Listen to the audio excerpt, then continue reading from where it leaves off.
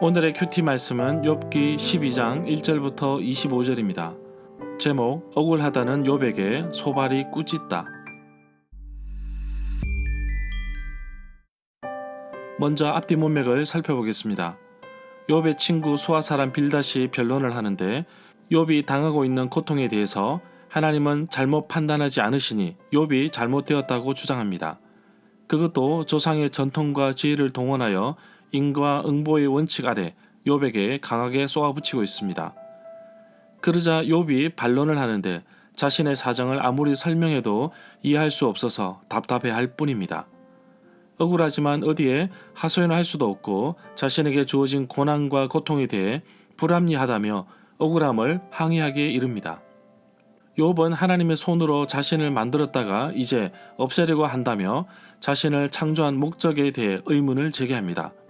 그러면서 잠시라도 쉴 수 있도록 평안함을 달라고 간구하고 있습니다. 그러나 욥의 친구 나아마 사람 소발이 등장하여 욥이 말이 많다며 꾸짖습니다.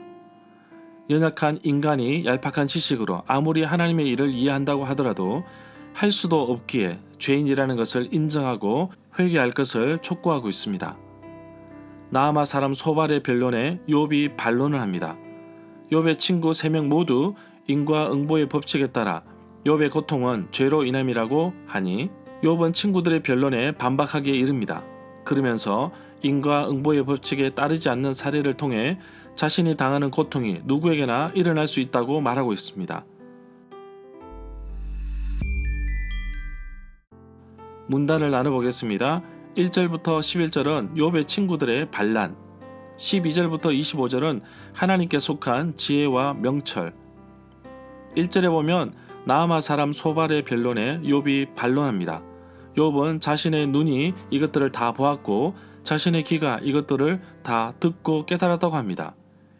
2절에 보면 이 구절에서 욥은 지혜를 자신들만 가진 특권처럼 생각하여 하나님을 온전히 이해하는 듯한 태도를 취하는 새 친구들에게 지혜를 의인화하여서 그들의 오만함을 지적하고 있는 것으로 볼 수 있습니다. 3절에 보면 이 구절에 너희만 못하지 아니하니 라는 말이 나오는데 욥은 지혜 전성들에 관해 받은 교육이 그들보다 절대로 못하지 않다는 사실을 이 구절과 13장 2절에서 친구들에게 상기시킨다고 봅니다. 욥은 친구들 못지않게 지혜를 가지고 있는 자임을 밝히고 있습니다. 4절에 보면 이 구절은 하나님과 밀접한 관계에 있던 욥 자신이 이제는 조롱거리가 된 현실을 나타낸 부분이라고 볼 수 있습니다. 욥 자신과 과거에 항상 하나님께 기도함으로 응답을 받았던 특별한 자였으나 이제는 완전히 그 입장이 바뀌어서 새 친구들로 대변되는 주위 사람들로부터 비난과 조속거리가 되어버렸다는 사실을 말하고 있는 것으로 봅니다. 6절에 보면 욥이 이러한 강한 변론은 현실 속에서 새 친구들의 인과응보 사상과는 달리 타인의 소유를 강탈함으로 하나님을 분노하게 하는 자들이 오히려 형통하고 평안한 경우가 상존한다는 사실을 알려주고 있다고 봅니다. 7절에 보면 이 구절에 짐승이라는 말이 나옵니다. 히브리어 단어는 어리석은 짐승을 암시하는 것으로 친구들의 지혜를 비꼬는 욥의 풍자를 돋보이게 한다고 할 수 있습니다. 똑같은 단어가 똑같은 의미로 18장 3절에서도 사용되었습니다. 인간의 제한된 인식과 이 땅에서 살아가는 동안 감각으로 하나님의 섭리와 뜻을 이해한다는 것은 가능하지 않다는 것을 알아야 한다고 주장합니다. 8절에 보면 앞 9절과 8절은 욥이 하늘과 땅, 바다의 짐승들을 의인화하여서 하나님의 깊은 섭리를 배울 것을 소발에게 요구함으로써 그가 주장한 인과응보의 원리가 얼마나 인간의 제한된 지식인지를 보여주려고 한다고 볼 수 있습니다.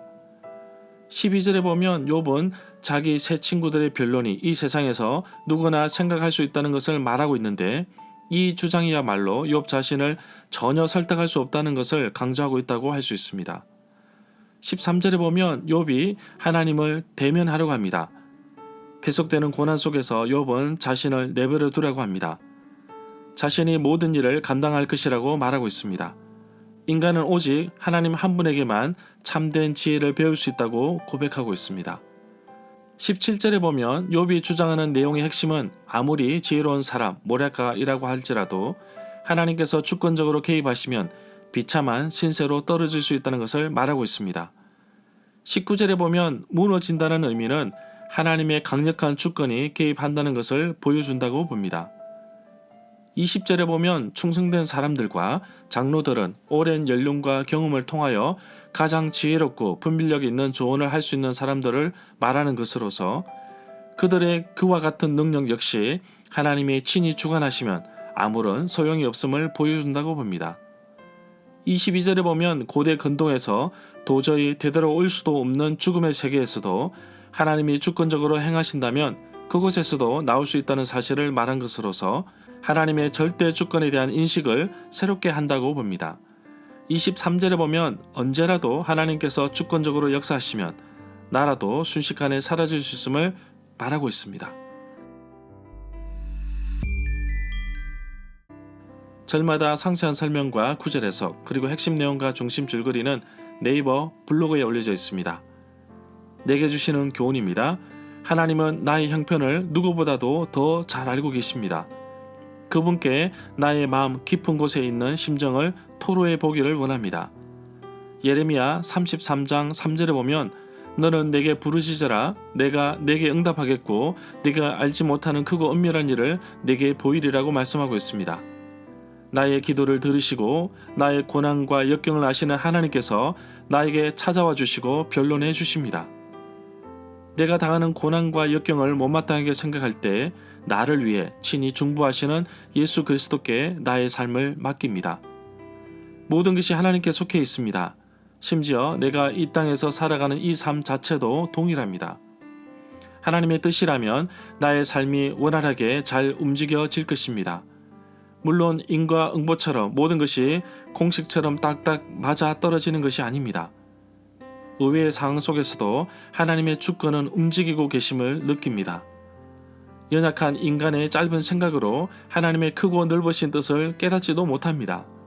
그래서 이런 질문을 나 스스로에게 해봅니다. 하나님의 주권을 얼마나 인정하고 있는가? 하나님의 영역을 내 것처럼 생각하면서 내 뜻대로 행하고 불평하지는 않는가? 이 세상을 창조하신 하나님은 모든 것을 주관하시는 분이십니다. 사막에 길을 내시는 분이십니다. 인간의 생각을 뛰어넘으시는 하나님께서 나의 삶을 이끄심을 고백합니다. 나의 좁은 시각과 사고 속에서 하나님을 가두지 않게 하옵소서. 오늘 하루도 나의 계획, 나의 뜻대로 모든 것이 움직이지 않더라도 하나님께서 내 삶을 주관하고 계심을 깨닫고 하나님을 신뢰하며 살아가는 하루가 되기를 간절히 소망합니다.